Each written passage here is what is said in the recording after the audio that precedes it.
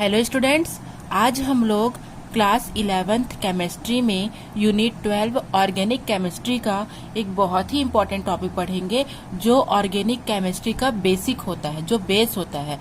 आज हम लोग कार्बनिक यौगिकों का नामकरण करना सीखेंगे। ठीक है, तो इसे स्टार्ट करते हैं हम।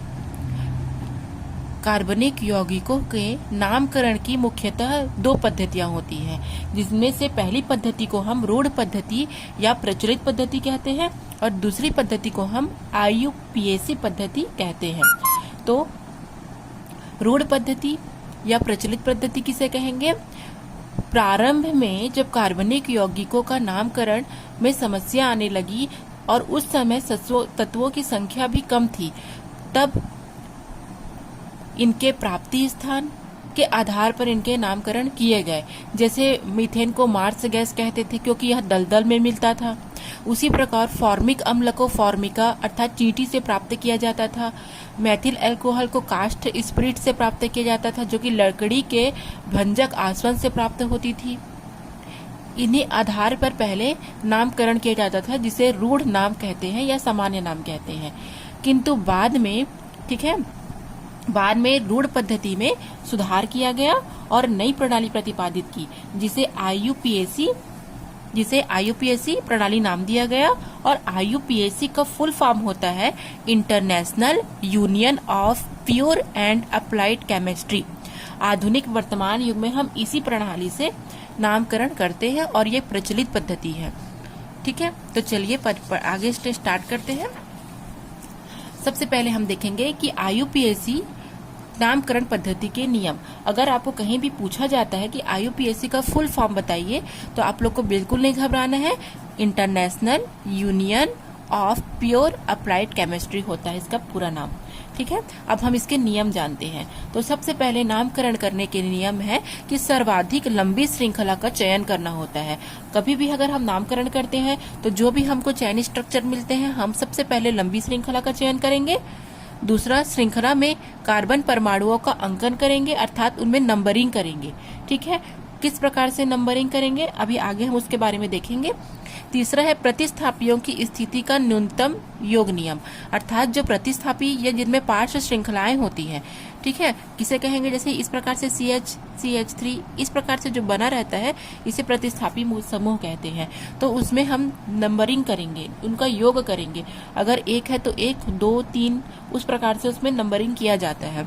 प्रतिस्थापियों को वर्णमाला के क्रम में लिखेंगे। यदि एक से अधिक प्रतिस्थापी हैं तो उसे हम अल्फाबेटिकल जमाएंगे और उसी क्रम में उसे हम लोग लिखेंगे। प्रतिस्थापियों की समान स्थिति का क्रमांकन, अर्थात प्रतिस्थापी जो समान स्थिति में अगर होंगे तो उन्हें हम क्रम से लेंगे। और अंतिम है कि यदि यौगिक में क्रियात्मक समूह द्विबंध अथवा त्रिबंध उपस्थित है तो इन्हें पार्श्व श्रृंखला अथवा प्रतिस्थापियों की तुलना में पहले वरीयता अर्थात प्रेफरेंस मिलता है। क्रियात्मक समूहों को हमेशा पहले प्रेफरेंस मिलेगा, उसके बाद द्विबंध त्रिबंध उपस्थित है उनको, और अंत में पार्श्व श्रृंखलाओं की तुलना में उनको पहले हम श्रेष्ठता देंगे। ठीक है, इस प्रकार किसी कार्बनिक यौगिक का जो पूर्ण IUPAC नाम होता है उसको हम निम्नानुसार प्राप्त कर सकते हैं। सबसे पहले पूर्व लग्न, फिर मूल शब्द, फिर प्राथमिक अनुलग्न, फिर द्वितीयक अनुलग्न। ठीक है, पूर्व लग्न किसे कहते हैं? जब हम कोई नामकरण करते हैं तो सबसे पहले, ठीक है, उनमें जो जैसे हैलोजन है या कोई प्रतिस्थापी मूलक है समूह है, उसे हम सबसे पहले क्या देंगे? प्रेफरेंस देंगे, उसे हम पूर्व लग्न कहेंगे। फिर मूल शब्द, उसके बाद प्राथमिक अनुलग्न और द्वितीयक अनुलग्न। प्राथमिक अनुलग्न का यूज हम हमेशा करेंगे, लेकिन द्वितीयक अनुलग्न का यूज हम तब करेंगे जब कोई क्रियात्मक समूह मौजूद हो। अगर कोई क्रियात्मक समूह मौजूद नहीं होगा तो हम प्राथमिक अनुलग्न करके ही उसको वहीं पर स्टॉप कर देंगे। चलिए अब इसको हम क्या करेंगे, इसको हम एग्जाम्पल से समझते हैं। ठीक है, ये एग्जाम्पल आप देख रहे हैं, इसको हम एग्जाम्पल के थ्रू समझेंगे। एग्जाम्पल है ये CH3 CHCl CH2 CH2 OH। तो OH हमने पढ़ रखा है, OH एक क्रियात्मक समूह होता है।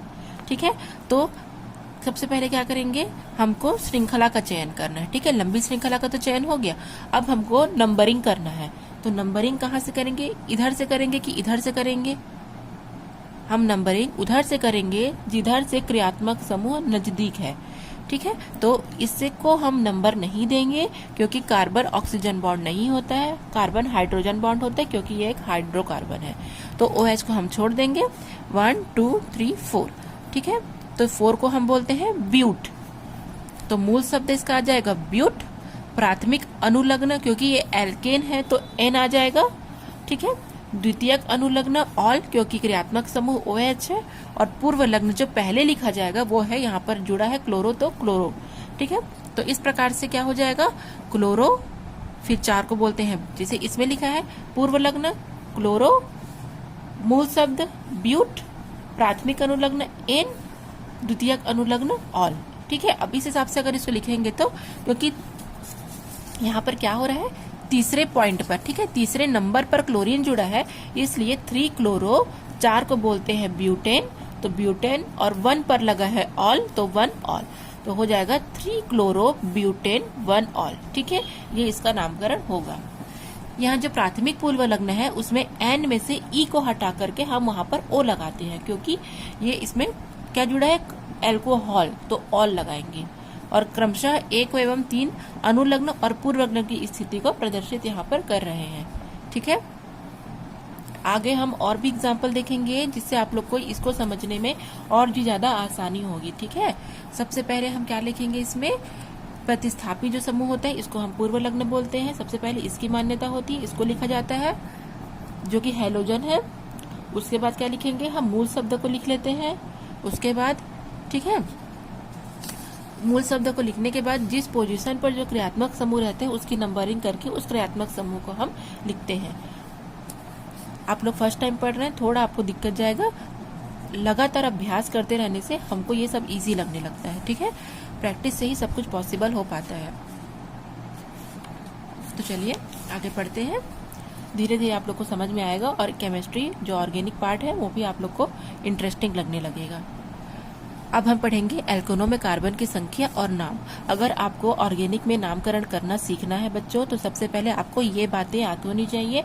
जिस तरीके से आप मैथ सॉल्व करते हैं, बिना पहाड़े के आपको मैथ सॉल्व करना नहीं आएगा, उसी प्रकार बिना ऑर्गेनिक में आपको ये जाने आपको नेमिंग करने नहीं आएगा। ठीक है, तो कैसे करेंगे, देखिए, कार्बन की संख्या 1 से लेकर के 10 तक दी गई है, अणुसूत्र दिया गया है, और एल्केन का नाम यहाँ पर मूल भाग है और यहाँ पर अनुलग्न है। ठीक है, तो किस प्रकार से नामकरण करते हैं, देखिए, यदि N कार्बन परमाणु की संख्या 1 है तो मीथेन, कार्बन 1 है तो मीथेन, मूल भाग है मेथ, अनुलग्न है N, तो नाम हो जाएगा मीथेन। ठीक है, उसके बाद C2H6 है, कार्बन की संख्या 2 है, कार्बन की संख्या बढ़ रहा है। ठीक है, carbon 1, carbon 2, carbon 3, carbon 4, carbon 5 इस प्रकार से बढ़ रहा है, तो एथ धन N एथेन, प्रोप धन N प्रोपेन, कार्बन की संख्या 4 है तो ब्यूट धन N ब्यूटेन, कार्बन की संख्या यदि 5 है तो पेंट धन N पेंटेन, कार्बन की संख्या यदि 6 है तो हेक्स धन N हेक्सेन, कार्बन की संख्या यदि 7 है तो हेप्ट धन N हेप्टेन, कार्बन की संख्या यदि 8 है तो ऑक्ट धन N ऑक्टेन, कार्बन 9 नोन धन N नोनेन, कार्बन 10 डेक धन N डेकेन। आपके बुक्स में आपको 20 तक के नाम लिखेंगे, लेकिन आपको 10 तक नाम जानना पर्याप्त है। ठीक है, इतना भी अगर हम नाम याद कर ले रहे हैं तो आपको कोई नहीं रोक सकता नेमिंग करने के लिए। तो आपको याद करना है कार्बन की संख्या के आधार पर methane, ethane, propane, butane, pentane, hexane, heptane, octane और नोनेन, डेकेन, इतना आपको याद रखना है। और आपको ये सूत्र भी याद रखना है। ठीक है, कि CH4 है तो मीथेन, C2H6 है तो एथेन, C3H8 है तो प्रोपेन, इस तरीके से आपको पूरा याद रखना है ना। ये आप लोग के लिए होमवर्क है, आप इसको हमेशा याद करके रखिए, तब आपको नेमिंग आसानी से करते बनेगा। अब हम पढ़ेंगे IUPAC नियम का जो वर्णन है, किस प्रकार से नामकरण करेंगे, हम उदाहरण के माध्यम से ये सबको करते जाएंगे।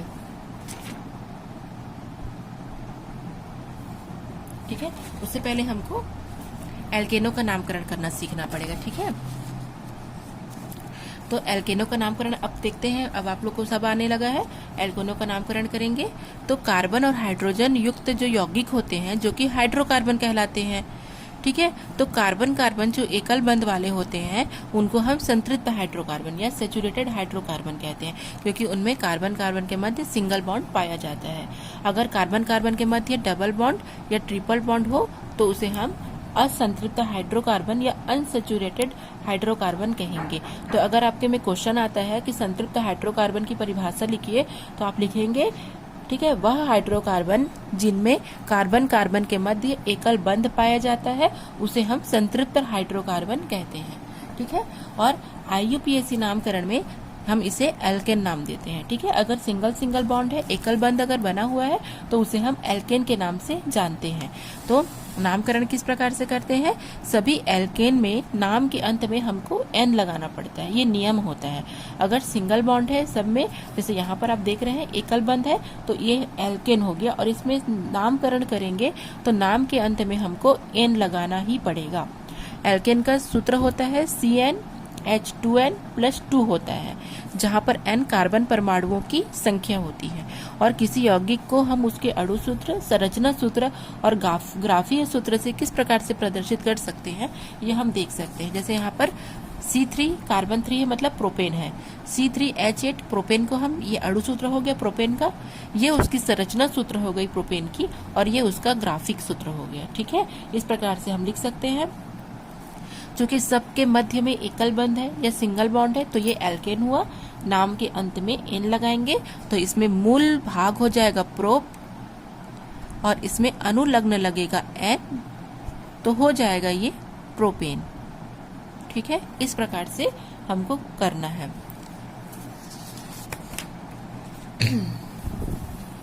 अभी हम एग्जांपल से इसको समझेंगे। जैसे यहाँ पर दिया गया है, आप देख सकते हैं, ये पार्श्व श्रृंखला या प्रतिस्थापी समूह कहते हैं इसको हम। ठीक है, प्रतिस्थापी समूह इन्हीं को कहा जाता है।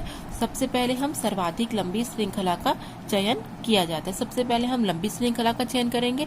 अगर आपको एग्जामिनेशन हॉल में, अगर आपको IUPAC नामकरण करने के लिए क्वेश्चन दिए जाएंगे, तो सबसे पहले आप लंबी श्रृंखला का चयन करेंगे।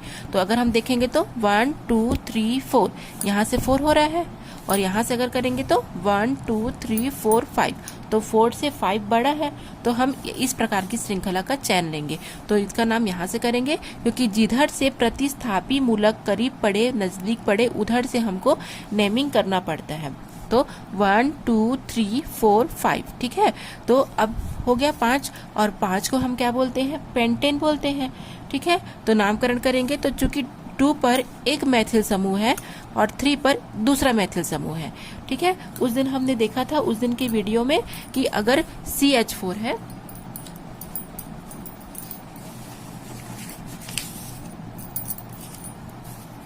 यहाँ बताते हैं आपको। ठीक है, उस दिन हमने देखा था CH4 को हम मेथेन कहते हैं। ठीक है, अगर हम इसमें से एक हाइड्रोजन को अगर हम हटा दें या कम कर दें, तो अब ये हो जाएगा CH3। तो इसका नाम अब हो जाएगा मेथेन से क्या हो जाएगा? अब इसका नाम मेथिल हो जाएगा। ठीक है, अगर C2H6 है, जिसको बोलते हैं हम एथेन, अगर इसमें से भी अगर हम एक हाइड्रोजन कम कर दें, तो ये हो जाएगा C2H5, जिसे हम बोलेंगे एथिल। इसी प्रकार से हमने उस दिन देखा था मूलक में, और इसे हम इस प्रकार से भी लिख सकते हैं, CH2 CH3, इस प्रकार से भी हम लिख सकते हैं। अगर क्वेश्चन में CH2 CH3 आएगा, तो आप जान जाना कि ये कार्बन 2 है, तो ये एथिल है। ठीक है, तो यहाँ पर आप देख रहे हैं 2 पर मेथिल लगा है और 3 पर मेथिल लगा है। तो 2 3, 2 के लिए डाई शब्द यूज करते हैं, 3 के लिए ट्राई शब्द यूज करते हैं, 4 के लिए टेट्रा, 5 के लिए पेंटा, फिर हेक्सा, हेप्टा, इस प्रकार से करते हैं। तो यहाँ पर 2 मेथिल समूह जुड़ा है, तो यहाँ पर 2 3 डाई हो जाएगा, क्योंकि 2 बार के लिए हम डाई शब्द यूज करेंगे। तो 2 3 डाई, मेथिल है तो मेथिल, और 5 को बोलते हैं हम पेंटेन। तो 2 3 डाई मेथिल पेंटेन हो जाएगा इसका नाम। ठीक है, अगला एग्जाम्पल देखते हैं, CH3 CH CH3 CH2 CH3। तो अब हम क्या करेंगे? लंबी श्रृंखला का चयन कर लेने के बाद हमको नंबरिंग करना है। तो नंबरिंग उधर से करेंगे जिधर से हमको ये जो प्रतिस्थापी समूह है या पार्श्व श्रृंखला भी बोलते हैं, जिधर से ये पार्श्व श्रृंखला या प्रतिस्थापी समूह नजदीक पड़े, हमको उधर से नामकरण करना है। तो इधर से 1 2 3 4 3 पर आ रहा है, इधर से 1 2 3 4 2 पर आ रहा है, तो इधर से हम नामकरण नहीं करेंगे, हम इधर से नामकरण करेंगे। तो इसका नाम हो जाएगा फिर से 2 पर एक मेथिल लगा है, तो इसमें डाई ट्राई टेट्रा का यूज नहीं करेंगे। 2 के लिए डाई का शब्द, 3 के लिए ट्राई का शब्द और 4 के लिए टेट्रा का यूज हम करते हैं। तो सबसे पहले हम यहाँ पर पूर्व लग्न लेंगे, तो ये पूर्व लग्न है जो कि मेथिल है, तो 2 के लिए हमको मेथिल लेना है। ठीक है, तो 2 मेथिल और 4 को बोलते हैं ब्यूटेन, क्योंकि इसमें एन क्या है, इसमें एन प्राथमिक अनुलग्न है, क्योंकि ये में एकल एकल बंद है, तो एल्केन में नाम के अंत में हमको एन लगाना है, तो इसलिए ये क्या कहलाएगा, 2 मेथिल ब्यूटेन, क्योंकि 4 को ब्यूट कहा जाता है। उसके बाद जैसे ये लंबी श्रृंखला है, अगर लंबी श्रृंखला में एक से अधिक, ठीक है, एक से अधिक क्या हो, प्रतिस्थापी समूह हो, तो हमको अल्फाबेटिकल या वर्णमाला के क्रम में उसको लिखना होता है। तो यहाँ पर आप देख सकते हैं, सबसे पहले हम लंबी श्रृंखला का चयन कर लिए। यहाँ पर 2 समूह प्रतिस्थापी समूह है, एक मेथिल समूह है, एक एथिल समूह है। तो अल्फाबेटिकल अगर हम लेंगे तो ई पहले आता है एम की तुलना में, तो सबसे पहले नामकरण में हमको एथिल लेना है। अगर एक से अधिक प्रतिस्थापी समूह है तो हमको अल्फाबेटिकल नाम ही लेना है। ठीक है, तो इसमें क्या हो जाएगा, 1 2 3, इधर से 1 2 3 4, तो 3 नजदीक है, तो हमको इधर से नामकरण करना है, इधर से नंबर देना है। क्यों, क्योंकि जिधर से ये प्रतिस्थापी समूह नजदीक पड़े हम उधर से नेमिंग करेंगे। तो इधर से करेंगे तो 1 2 3 4 में आ रहा है, इधर से करेंगे तो 1 2 3 में आ रहा है, तो हमको इधर से करना है, क्योंकि इधर से नजदीक पड़ रहा है। इधर से हमको ऐसा नहीं करना है कि अल्फाबेटिकल लेना है तो हमको ई पहले है तो इधर से नामकरण करेंगे, ऐसा नहीं करना है। जिधर से प्रतिस्थापी समूह पास पड़े, चाहे वो मेथिल हो चाहे वो एथिल हो, उधर से हमको नामकरण करना है। तो क्या हो जाएगा, 7 को सबसे पहले, 7 को हम हेप्टेन कहते हैं, तो 4 पर एथिल है तो 4 को पहले लेना है, तो 4 एथिल 3 मेथिल और 7 को बोलते हैं हेप्टेन, तो हेप्टेन, तो इसका नाम हो जाएगा 4 एथिल 3 मेथिल हेप्टेन। ठीक है, तो वर्णमाला के क्रम में इसी प्रकार से हमको करना है। उसके अलावा यदि एक से अधिक प्रतिस्थापी समूह की पुनरावृत्ति बार बार हो रही है तो उसको हम क्या करेंगे, उसको हम डाई ट्राई टेट्रा के रूप में उसको हम लोग लिखेंगे। जैसे यहाँ पर दिखा है आप लोग को, मैथिल मूलक 3 बार रिपीट है, 1 2 3, तो 3 के लिए हमको ट्राई शब्द का यूज करना पड़ेगा। तो सबसे पहले सर्वाधिक लंबी श्रृंखला का चयन करेंगे, तो 1 2 3 4 5, इधर से नेमिंग नहीं करना है, इस प्रकार से नहीं करना है, ये रॉन्ग है। क्यों, क्योंकि जिधर से प्रतिस्थापी समूह पास पड़े, इधर से 3 पर पड़ रहा है, इधर से 2 पर पड़ रहा है, तो हमको इधर से नामकरण करना है। ठीक है, तो 2 पर 2 बार है, क्योंकि अगर 2 पर ये मैथिल भी है और 2 पर ये मैथिल भी है, तो आपको दोनों बार लेना है 2 2। क्यों, क्योंकि मान के चलिए एक एग्जाम्पल है, ये कोई इंसान है, कोई दादाजी है, ये अपने दोनों बच्चों को लेकर के कहाँ जा रहा है, अपने दोनों बच्चों को लेकर के दुकान लेकर जा रहा है टॉफी खिलाने, तो इसको बस खिलाएगा क्या, नहीं, दोनों को खिलाना पड़ेगा ना उसको, इसको भी और इसको भी। जितना टॉफी इसको खिलाएगा उतना टॉफी इसको भी खिलाएगा। सेम उसी प्रकार से अगर इस कार्बन पर 2 मैथिल मूलक जुड़ा है, 2 मैथिल समूह जुड़ा है, तो इस पर भी 2 लगेगा और इस पर भी 2 लगेगा। दोनों के लिए बारी बारी से हमको 2 2 लेना है, तो 2 फिर 2 फिर 3 के लिए ट्राई शब्द का, और 5 को बोलते हैं पेंटेन, इसलिए पेंटेन लिखेंगे। ठीक है, तो ये आप लोग का होमवर्क क्वेश्चन है, इसे आप घर में बैठ के सॉल्व कर सकते हैं और इसे कमेंट्स करके मुझे आंसर बताएंगे। एक और एग्जांपल मैं आप लोग को समझा देती हूँ। जैसे क्वेश्चन है आप लोग का CH3 CH3 CH2 CH2 CH3 CH2 CH3। इस प्रकार से यदि क्वेश्चन दिया गया है तो अब इसे हम कैसे सॉल्व करेंगे। तो इसे सॉल्व करने के लिए सबसे पहले हमको सर्वाधिक लंबी श्रृंखला का चयन करना है। तो 1 2 3 4 5 6 या 1 2 3 4 5 6 आप कैसे भी ले सकते हैं, हर हाल में 6 नंबर ही बनेंगे। ठीक है, तो हम इस प्रकार से लेंगे 3 4 5 6। नंबरिंग करने से पहले हमको एक बात ध्यान देनी है, ठीक है, कि जहां से प्रतिस्थापी समूह पास पड़े, तो इधर से 1 2 3, अगर इधर से लेंगे तो 1 2 3, तो इधर से 3 पर आ रहा है, इधर से 2 पर आ रहा है, ठीक है, तो हम 2 पर लेंगे ना कि 3 पर, ये गलत है।